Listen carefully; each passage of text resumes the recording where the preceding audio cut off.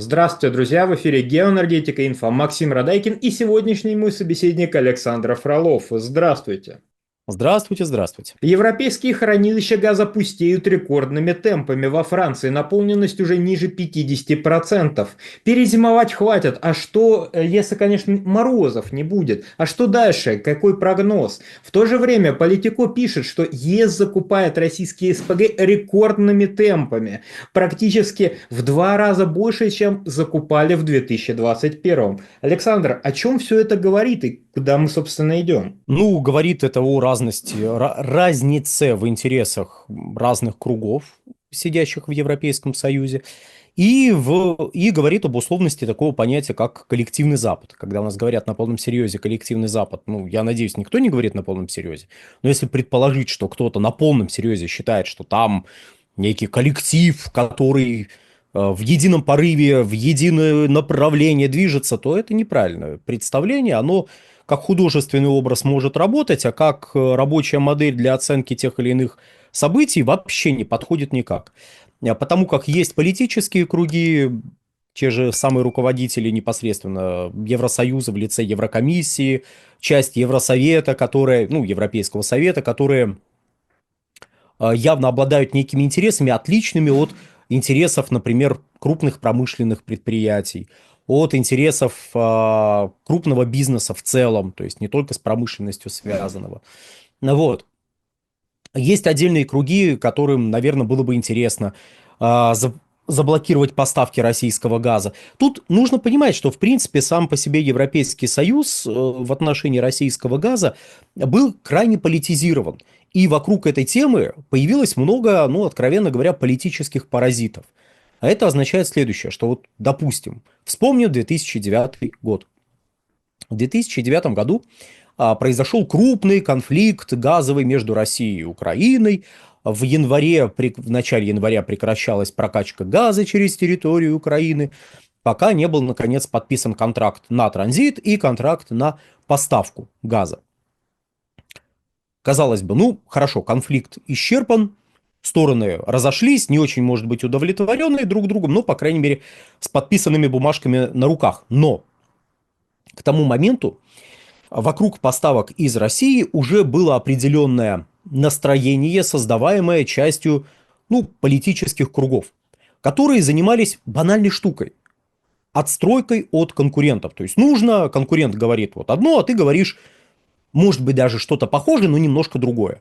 Чтобы все понимали, вот эта политическая сила, она вот за это, а это за это.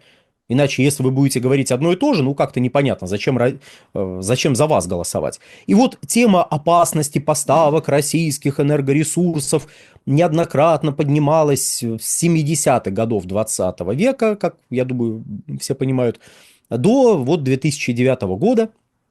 И тут в 2009 году прекращение поставок происходит.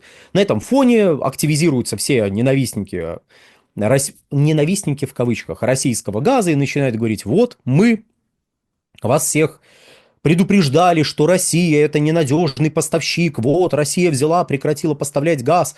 Кто были правы? Мы были правы, значит нужно что? Значит нужно дать денег на альтернативные маршруты. То есть здесь есть ваша дуда, в которую вы дудите, как политические дуда, понимаете, вот дуда, дуда, ну неважно, в общем, в которую вы дудите годами, и вам дают повод подудеть громче, чтобы вас процитировали, чтобы ваше лицо стало еще более узнаваемым, чтобы вас позвали на какие-нибудь ток-шоу, чтобы ваши какие-то выступления, статьи, заметки, прочее, прочее, прочее стали более востребованы широкой аудиторией. Вы, разумеется, этим воспользуетесь как политический игрок.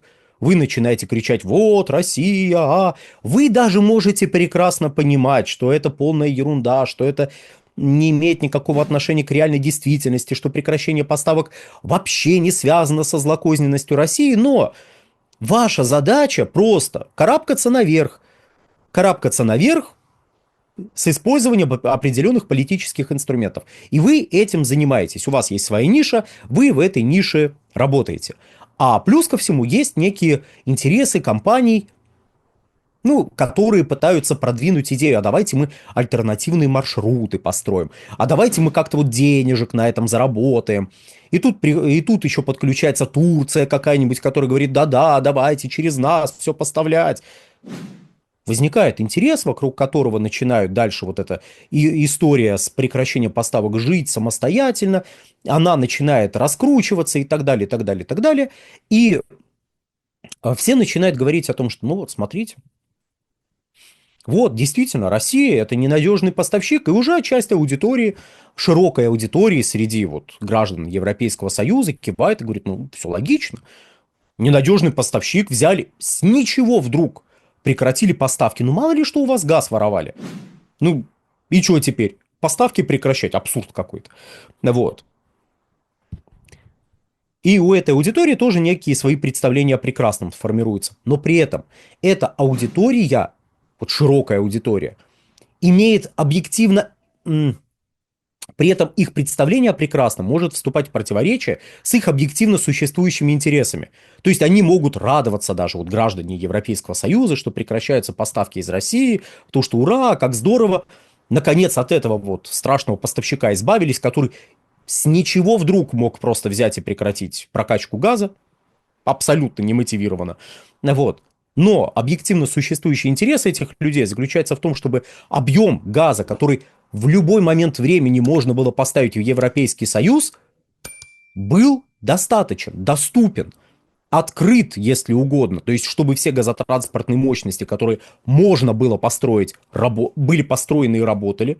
Чтобы, если вдруг холодает, газ шел, исходя из текущих потребностей, когда теплеет, наоборот, в общем, снижались поставки газа, чтобы они были доступными, прогнозируемыми и надежными.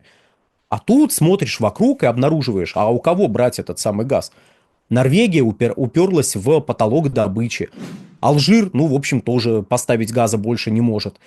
Многократно воспетый в европейских СМИ Израиль как будущий крупный поставщик газа в Европу, ну, как бы, как говорили в Российской Федерации некоторые эксперты, не стал крупным поставщиком газа в Европу, кто бы мог подумать.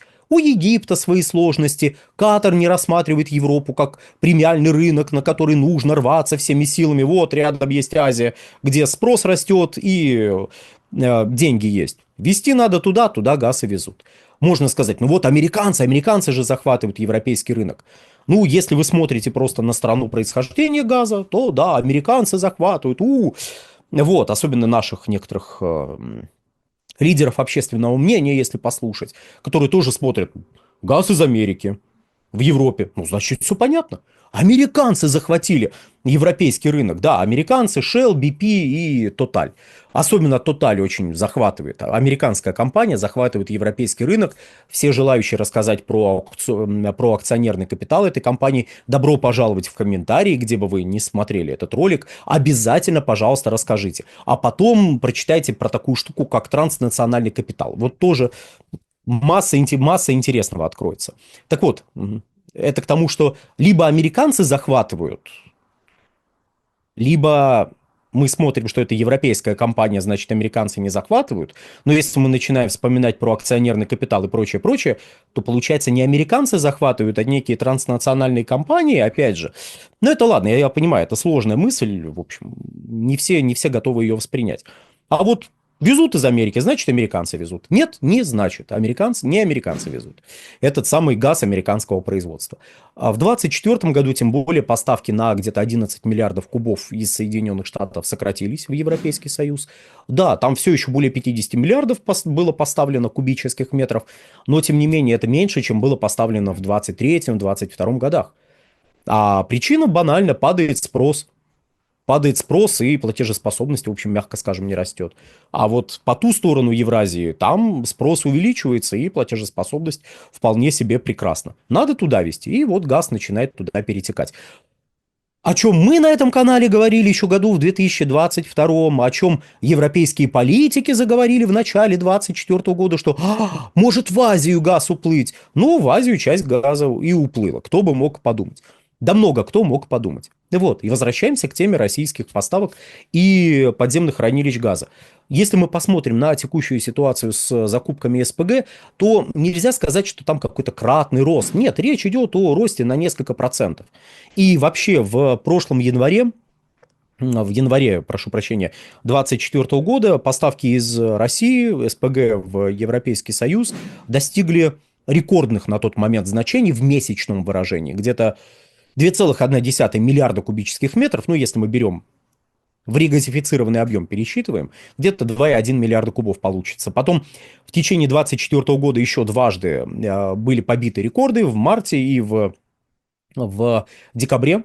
В декабре было закуплено тоже где-то 2,15-2,16 миллиарда кубических метров, ну, опять же, в регазифицированном виде этого самого СПГ из Российской Федерации.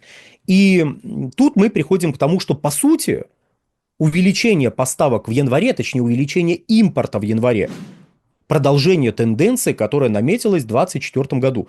То есть надо больше газа покупать из доступных источников. Еще раз, Норвегия, ну вот она и так много поставляет, больше она поставить не может. Алжир, понятно. Израиль, ну, в общем, да, вообще не является игроком. Хотя пророчили люди роль крупного поставщика Катар. Ну, вот он поставляет вот столько, больше он поставлять не будет, потому что у него долгосрочные контракты с потребителями в Азиатско-Тихоокеанском регионе, куда, собственно, 75% газа идет из Катара, ну и так далее. Большой привет всем любителям катарской трубы в Европу. Так вот, в Азии растет спрос, в Азии платежеспособный потребитель, все пытаются прорваться туда.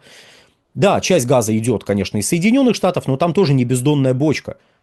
Там есть определенный ограниченный объем производства, есть ряд проектов, которые можно ввести в эксплуатацию, но они только в перспективе некой будут вводиться в эксплуатацию, притом по некоторым проектам произошел сдвиг в некое отдаленное будущее. Не очень отдаленное, но все-таки в будущее, потому что, ну, все понимают, если сразу 150 миллиардов кубов из Катара и Соединенных Штатов новых объемов будут вброшены на рынок, возникнет кризис перепроизводства. Ой, мама, а мы не хотим, а давайте мы как-то вот постараемся подстроиться. И поэтому получается, что избытка предложения нет, в Азии растет спрос, значит, еще более ограничивается предложение, потому что все, что можно выгрести, там выгребают. Для Европы не остается ничего. Ну вот Россия. Давайте у России покупать сжиженный природный газ. Тем более у Тоталь, я слышал, есть доля в Ямальском заводе. Ой, замечательно. Тоталь, вези газ. Вот. Газ везут. То есть мы видим продолжение тенденции, которая наметилась в прошлом году. Понятно, что эту тенденцию поддерживается сокращение трубопроводных поставок из Российской Федерации, которое связано с прекращением транзита. Резюме. Беспокоиться не надо, отбор не какой-то фантастический, отбор на уровне 2021 года, и если продолжится, будет 30 миллиардов кубов к окончанию сезона отбора, если вдруг ничего экстраординарного не случится. Но предложение остается ограниченным. Однако мы все еще, вроде как, готовы протянуть руку помощи там словакам и еще ряду покупателей, сидящим на украинском коридоре, с тем, чтобы, если вдруг они там с Украиной договорятся, транзит возобновить. И поставки, соответственно, тоже увеличить. Если сейчас возобновить транзит, газочек этот будет стоить, ну, наверное, долларов за 300 точно, и, может быть, даже порядка 400. Надо будет посмотреть статистику, но статистика по ценам будет, ну, где-то месяца через 2-3 относительно января, февраля, поэтому, ну, там с определенным лагом это все публикуется Евростатом. Так что посмотрим, если что, вам расскажем. На этом, дорогие друзья, все. На канал подписывайтесь, на телеграм-канал «Нефтегазовая игра» мой персональный подписывайтесь, на телеграм-канал «Инфотек» подписывайтесь, и на все то, на что сейчас призовет подписываться Максим, не просто подписывайтесь, а подписывайтесь минимум 2 раза. Еще и друзей приводите. Александр, большое спасибо за комментарий. Друзья, все ссылки будут в описании к данному ролику и закрепленном комментарии. Там же будут реквизиты для желающих финансово поддержать наш проект, чтобы мы и дальше также бодро вещали на всех площадках без монетизации. Спасибо, до новых встреч. Всего хорошего.